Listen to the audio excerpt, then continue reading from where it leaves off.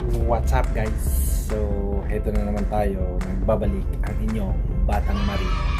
So, ngayon ipapakita ko naman sa inyo kung paano mag-parallel ng dalawang DG o diesel generator sa ating main switchboard, no?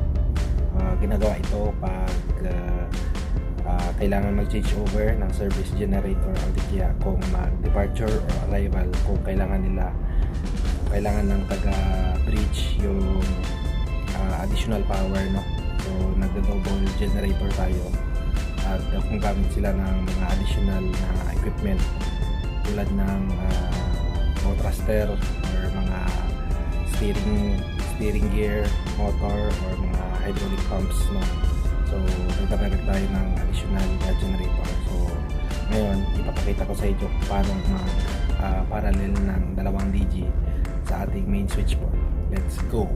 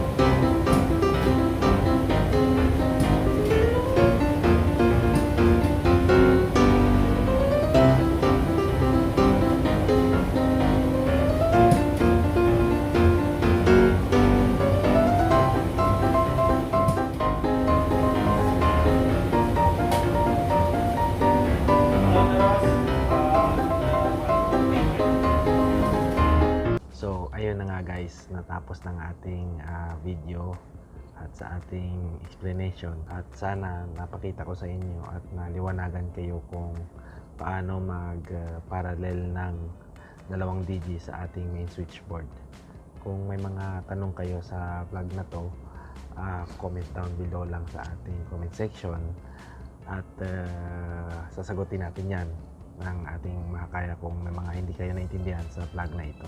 Bago ko tapusin ang vlog na to, shoutout nga pala sa ating mga kubyerta boys, no, na nagpapaalam muna sa taga engine bago gumamit ng mga deck machineries, no, nagdag load. So nagpapaandar muna tayo ng additional DG.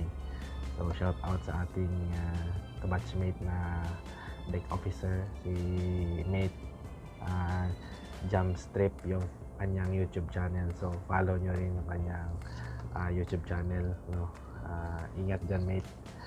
And ayun, shout out din sa ating mga patuloy na sumusuporta sa ating YouTube channel, at sa patuloy na nagsishare sa ating mga ina-upload na video. So si Engine Cadet Cano and Engine Cadet Danao. So shout out guys sa ating mga naging estudyante before. So tutok lang kayo parati sa ating YouTube channel, kadagdag kaalaman sa inyo bago kayo makasampa sa inyong traineeship or sa inyong unang pagbabarko. No, good luck sa inyo guys. So please like and subscribe sa ating maliit na YouTube channel. Sana nakatulong yung video na ito at makaiwas tayo sa blackout sa barko na sinasapa natin. So keep safe guys. Peace.